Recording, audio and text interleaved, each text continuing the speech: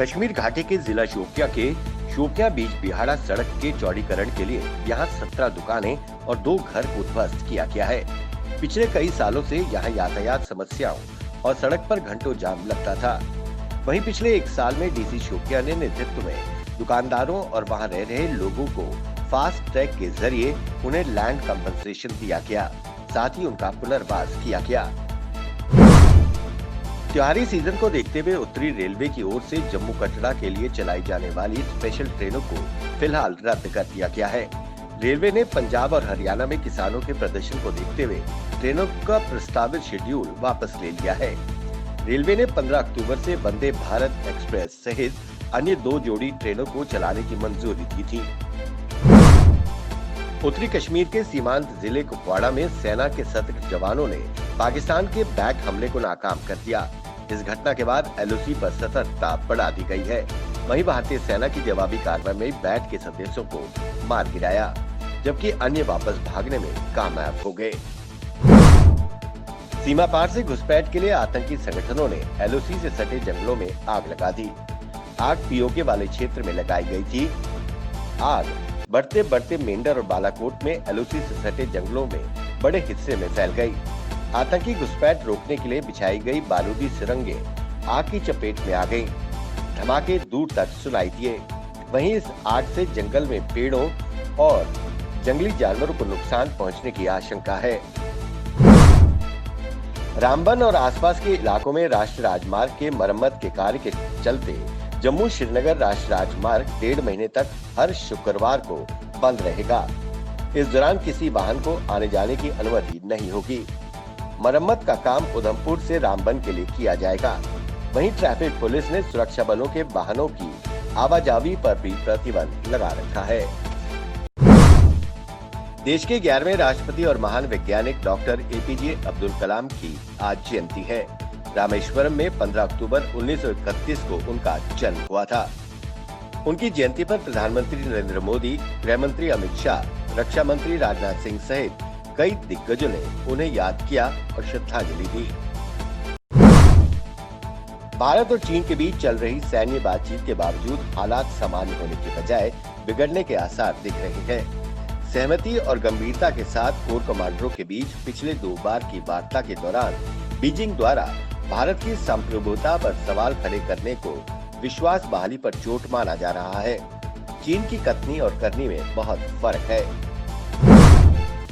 सर्दियों में corona virus का प्रसार फिर से बढ़ सकता है। कोरोना के दूसरे पीक को लेकर सरकार ने तैयारियां भी शुरू कर दी हैं। एक और सरकार प्रसार को रोकने के लिए जन आंदोलन चला रही है, वहीं गंभीर मरीजों को ऑक्सीजन उपलब्ध कराने को लेकर 1 लाख मैट्रिक टन ऑक्सीजन विदेशों से खरीदने की योजना बना रही है।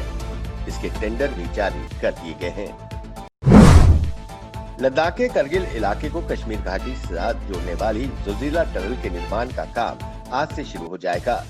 सामरिक अहमियत वाली 14 किलोमीटर लंबी टनल के निर्माण कार्य की शुरुआत केंद्रीय सड़क परिवहन व राजमार्ग मंत्री नितिन गडकरी पहले विस्फोट के लिए बटन दबाकर करेंगे। इसे एशिया की 2 ट्यूब वाली सबसे लंबी टनल माना जा रहा है। डीआरडीओ के प्रमुख डॉक्टर जी सतीश रेड्डी ने देश को आश्वस्त किया है कि हमने हर तरह की मिसाइल बनाने की क्षमता हासिल कर ली है। सेना को जिस तरह की भी मिसाइल चाहिए हम बना कर देंगे। डीआरडीओ ने पिछले 40 दिनों में एक के बाद एक 10 मिसाइलों का सफल परीक्षण किया। तेजस्वी यादव के नेतृत्व में राजद इस बार नए रंग ढंग में है। तेजस्वी न सिर्फ अपने पिता लालू प्रसाद यादव बल्कि उनकी सियासी शैली से भी परहेज बरत रही है। हर चुनाव में सांप्रदायिकता और सामाजिक न्याय पर जोर देने वाली पार्टी इस बार रोजगार, बाढ़, पलायन जैसे मुद्दों को तरजीह दे रही है। तेजस्वी के निशाने पर इस बार प्रधानमंत्री नरेंद्र मोदी नहीं बल्कि मुख्यमंत्री नीतीश कुमार है। कोरोना वायरस ने काम करने के पारंपरिक समय सुबह 9 बजे से शाम 5 बजे को खत्म कर दिया है। एक रिपोर्ट में चेतावनी दी गई है कि महामारी के नियंत्रण में आने के बाद भी कार्यस्थल समान स्थिति में नहीं लौटेंगे, क्योंकि कोविड-19 लॉकडाउन के दौरान घर से काम करके नए सामान्य रूप से बन गए हैं। वहीं घर से काम करने का तरीका कई कंपनियों के लिए आगे का रास्ता हो सकता है। सरकार ने अनलॉक 5 में कुछ और ढील दी है। 15 अक्टूबर यानी आज से देश में school, cinema hall, multiplex, entertainment park, swimming pool फिर से खुल रहे हैं। स्कूल, कोचिंग सेंटर को खोलने का फैसला राज्य सरकारों को लेना होगा। छात्रों के माता पिता की सहमति अनिवार्य होगी। Social distancing, sanitizer, hand wash, mask अनिवार्य कर दिए गए हैं।